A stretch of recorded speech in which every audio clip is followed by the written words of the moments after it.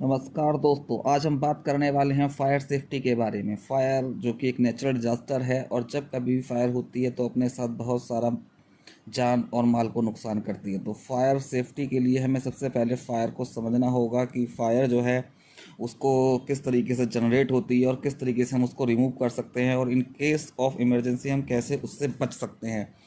तो आज हम इस वीडियो में यही बात करने वाले हैं कि किस तरीके से हम फायर सेफ्टी को फॉलो कर सकते हैं। सबसे पहले हम फायर को समझते हैं। ये ट्राइंगल है, इसको हम फायर ट्राइंगल बोलते हैं। फायर एक कॉम्बिनेशन होता है जिसको आप फ्लेम के रूप में देख सकते हैं या महसूस कर सकते हैं हीट के रूप में। और ये जो ट्राइंगल है इसमें आप देख सकते हैं कि फ्यूल और ऑक्सीजन मिलकर के फ्लेम के रूप में जनरेट होती हैं और हीट के रूप में हमको महसूस होती हैं।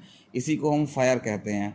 अगर हम ऑक्सीजन को वहाँ से रिमूव कर दें तो हमारी फायर शट ऑफ हो सकती है, या फ्यूल को रिमूव कर दें तब भी हमारी फायर बंद हो सकती है या शट ऑफ हो सकती है। तो फ्यूल के सोर्सेज क्या क्या हो सकते हैं, जैसे आप जान सकते हैं कि लकड़ी है, कागज़ है, तेल है, गैस है। ये सारे के सारे हमारे फ्यूल सोर्सेज हैं और ये सारे के सारे जो फ्यूल सोर्स हैं ये हाईली बर्नेबल होते हैं। तो हम लोगों को सबसे पहले इन फ्यूल सोर्सेज को प्रॉपरली यूज करना चाहिए। इसके अलावा फायर जनरेशन के जो कॉज में आ सकता है वो हमारे इलेक्ट्रिकल अप्लाइंसेस हो सकते हैं और स्पार्किंग वगैरह हो सकती है। तो इस तरीके से हम जो है फायर के जो सोर्सेज हैं या फ्यूल्स हैं इनको अगर हम कंट्रोल में रखेंगे तो हम अपनी फायर को कंट्रोल करके रख सकते हैं। ये जो फायर ट्रायंगल है इसमें आप तीन चीज़ें देख रहे हैं, फ्यूल, हीट और गैस। तो फायर को हम शट ऑफ करने के लिए या तो वहाँ से हमको ऑक्सीजन रिमूव करनी होगी जिसको हम स्मूथनिंग प्रोसेस बोलते हैं, या हमें वहाँ से फ्यूल रिमूव करना होगा। लाइफ सेफ्टी को हम 4 पार्ट्स में डिवाइड करके समझ सकते हैं। सबसे पहले आता है फायर प्रिवेंशन, सेकंड है fire protection. Fire prevention means आपको बिल्डिंग इस तरीके की डिज़ाइन करनी है कि वहाँ पर आपको प्रॉपर वेंटिलेशन मिल सके और जो उसका वॉल्स वगैरह है बिल्डिंग की वो इस तरीके की हो कि वहाँ पर आपको फायर के बर्नेबल थिंग्स कम से कम हो। नेक्स्ट होता है fire detection. Fire detection and fire fighting. जब आपकी फायर कभी जनरेट हो जाती है तो उसको सबसे पहले डिटेक्ट किया जाता है किसी पर्टिकुलर सिस्टम के द्वारा, जिसको हम फायर अलार्म सिस्टम बोलते हैं या फायर डिटेक्शन सिस्टम हम इसको बोलते हैं। और इस फायर डिटेक्शन सिस्टम के थ्रू हम एक साउंडर के थ्रू इंडिकेट कर सकते हैं या आसपास के जो लोग हैं उनको बता सकते हैं कि फायर आपकी ऑपरेट हो चुकी है।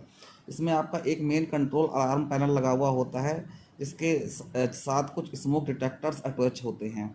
फायर की दो ही मेन प्रॉपर्टी होती हैं, एक हीट एक स्मोक। तो इन दोनों को ही सेंस करके हम अपने कंट्रोल पैनल तक एक सिग्नल पहुंचाते हैं और कंट्रोल पैनल के साथ जो अटैच एक हूटर होता है वो हमारा साउंड करने लगता है।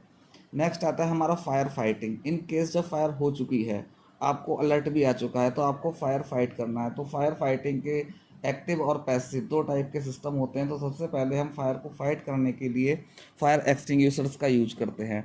इसके अलावा इन केस अगर हमारी फायर जो है ज़्यादा बड़ी है तो हम वहाँ पर water suppression system, foam suppression system का यूज करते हैं या फायर हाइड्रेंट वॉल्व्स वगैरह का यूज करते हैं। तो इस तरीके से तीसरे केस में हमें फायर को फाइट करना है। और last and not the least, जब हमारा फायर हो चुका है, हमने उसको फाइट भी कर रहे हैं, तो हमें सबसे ज़्यादा अवेयरनेस रहना है।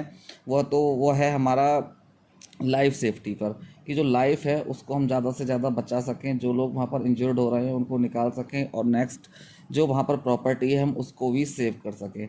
इस वीडियो में मैंने बहुत शॉर्ट में फ़ायर के बारे में आपको इन्फॉर्मेशन दी है। इसके फर्दर जो वीडियोज़ आएंगे उसमें पर्टिकुलर में एक एक आइटम को वहाँ पर डिटेल में एक्सप्लेन करूँगा। तो आप चैनल पर बने रहिए। Thank you.